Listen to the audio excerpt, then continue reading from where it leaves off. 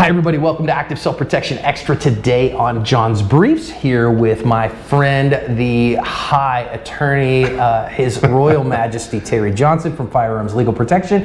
And today I want to talk about the legalities of somebody defending their life and getting fired. Ooh. Now more than ever, you need trusted coverage to help you win the fight after the fight. The company I trust and recommend is Firearms Legal Protection. They offer discounts on all their plans at the link in the description. I recommend the premium plan. So we recently had a video on the channel, Terry, that a man he defended his life and defended everybody inside of a convenience store.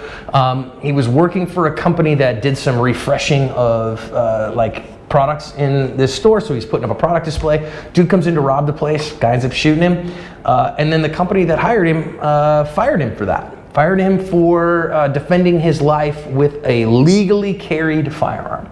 Okay. And I think a lot of folks look at that and go, dude, that's wrong. Why is it okay for them to do that? Because they're running a business, and their business and their policies have nothing to do with, let's say, the potential justification of a criminal act. So for example, there was a situation, something similar to this in Detroit with General Motors. There was a gentleman that was not supposed to be carrying a firearm. He actually saved someone's life, and he ended up getting fired. GM took a little bit of heat, and they said, okay, we're gonna bring you back on. But again, I want you to think about it from a business perspective. Their position is out there to make money. Imagine the lawsuits that could potentially come from that. So you get off on the criminal side, there could be some civil ramifications, right? And if now all of a sudden the employer has allowed the employee to bring a firearm or other dangerous weapons on the property, are they defending themselves? Are they acting as an agent of the employer? Who are they actually working for? God, this all sounds like a huge reason to reform our criminal justice system, Terry. That sounds like a mess to me. But it's not the criminal justice system. It is, it's the right of each employer to decide how they want to protect or defend their business. And when I say protect and defend, I'm not referring to from an attacker, from someone that's pulling a gun, but from the standpoint of legal protection, okay? Yeah, but to me, so I look at that and I go, okay, so I'm a business owner, right? So Active Self-Protection right now has 14 employees, between W-2 employees and contract employees. We have 14 people on the payroll right now, including me. And that's insane, by the way. But from where you've come from, that's phenomenal. Holy Moses. But to think about that, and I go, oh, okay. And I've run other businesses for other people. I was pastor of a church. I ran retail establishments, those kinds of things. And you go, now wait a minute. If I have to think from the perspective, well, if I allow an employee to do this thing, then I'm legally liable for what they do with that thing. Again, now I'm thinking along liability perspectives, not along best practices perspectives. And it's a business decision that someone has to make. Think about this. The NRA, do you realize you can't carry a gun on the premises of the NRA? That can't be true. Please tell me that's not true. If I'm wrong, somebody please correct me, but they have a no guns policy on their premises. Please tell me that's not true. Now, John, if I'm wrong, somebody please correct me. But again, those are policy decisions I'm assuming that they have made that's in the best interest of that organization. So what if there's an accidental discharge? What if someone gets shot? What if now, I can tell you, something happens to a visitor there? All these things come about because you've said, yes, it's okay for you to bring a firearm onto these premises as an employee, not a visitor. And I can tell you, man, I go to a lot of shows, right? We both go to a lot of national conventions, and it didn't happen at the NRA convention, but we had a fairly sizable convention, and they said, okay, carry guns, but here's the rules of that, and that's all there. And I'll never forget sitting on the show floor with a bunch of vendors and have some dude literally pull a gun, and it just he fell out and he yeeted a gun across the show floor, and it goes skittering down the aisle to come to rest somewhere down the road. And you go, oh my God, people are stupid.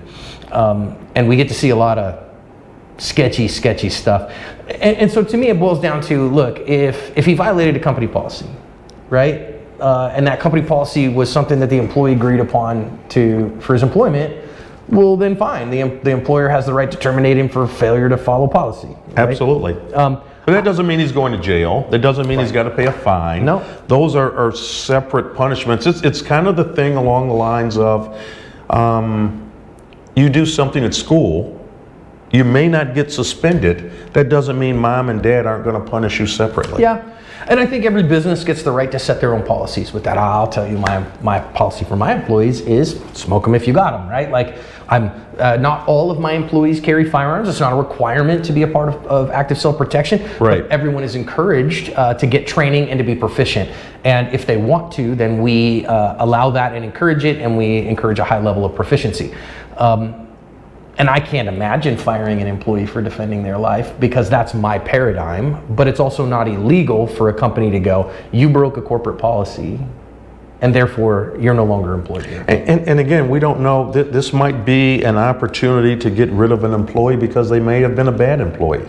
You know? That's true. So, and again, I don't know all the things behind this, but again, from a business perspective, you know, if you allow your employees to carry as part of your policy, you've said, yes, go ahead. We encourage you to do this, and something happens. I mean, you mentioned some of the shows. I mean, we're going to be at SHOT Show in January. Mm-hmm. Hopefully, you folks can come join us. But what can't you do in SHOT Show? You're not allowed to carry a firearm. Now, that said, what percentage of people are carrying firearms in SHOT Show? It's a different question. Don't ask. But you know, I also think there's things like, I mean, maybe as a private citizen, you have to address that to your employer, and also ask the question, wait a minute, I look at the employee handbook, it says no carry of firearms, but that's not a legal thing, that's a corporate policy. So in this case of this video, he ignored that policy, and it worked out well for him that he defended himself and everybody else around him. Cost him a job, he said he landed on his feet, and it ended up being good for him. That's a trade-off I'd take. Right. Totally okay. Some other people might not. They may be like, no, I can't break that policy because I got to put bread on the table. I think that's a fine thing to do. I think there's another way. I work for, this is when I started carrying in 2006, I looked through my employee handbook, and my employee handbook at the company that I was working for had a statement in there prohibiting the carriage of weapons. It didn't say firearms, it said weapons. And so I called the boss, and I said, boss, I don't think that's a good policy. I think you should change that policy. And he goes, what? That's not a policy. And I said, yeah, it actually is in the policy. He goes, man, nobody's looked at that in forever. Don't even bother with that. And so I said, okay, so I have your permission to carry. And he's like, I don't care. I don't want to know nothing about it. All I needed to know, right? I had other employers where when I got to the church that I pastored full time, there was no policy on that. And my policy was, we aren't going to write a policy about it. Because as soon as I write a policy about it, now I've got to hold to that policy. But if I don't have a policy... Well, I want you to think about another group of folks. Think about our church groups. Mm-hmm, yeah. Right? Church security. Right. Now, if you allow your security folks to carry firearms in the church, are you as a church, the body itself, the Triple Rock Baptist Church, whatever it is, are they now responsible if you do something wrong with that gun? So I can tell you the interesting part of this is that the largest insurer of churches, and so now we stepped into my world of the pastoral world, right? I've been out for a couple of years, but the largest insurer of churches in America, just about 70% of churches, just changed their policy a couple of years ago where private citizens can be on church security teams, and if those teams are armed, then there's just writers that belong to that. But then the explicit stuff, the verbiage in their church documents has to be that they are not acting as agents of the church, and if they defend their lives with their firearms, they're responsible for every action that happens. Absolutely. So there's all those legal disclaimers of liability. Damn lawyers. Damn lawyers. Scumbag attorneys, man. I tell you what. So the biggest thing here, like my encouragement to you as a defensive trainer is read your employee manual, and if that's in there, decide if you want to carry or not. If they choose to fire you, Terry's told you, that's their right. It's a private business. They can run their private business how they want. We could say that's right or that's wrong, and maybe we ought to encourage our businesses recognizing that constitutional carry is expanding in the United States, concealed carry is expanding in the United States, and that employers should recognize that as well. and hopefully they will. But we can always, especially in this day and age, I think in 2021, with employers hurting for employees so bad, we can vote with our labor hours as well and not work for companies that won't allow us to do that. But if they do, it is what it is, guys. That's right. Terry, appreciate the knowledge, man. Thank you.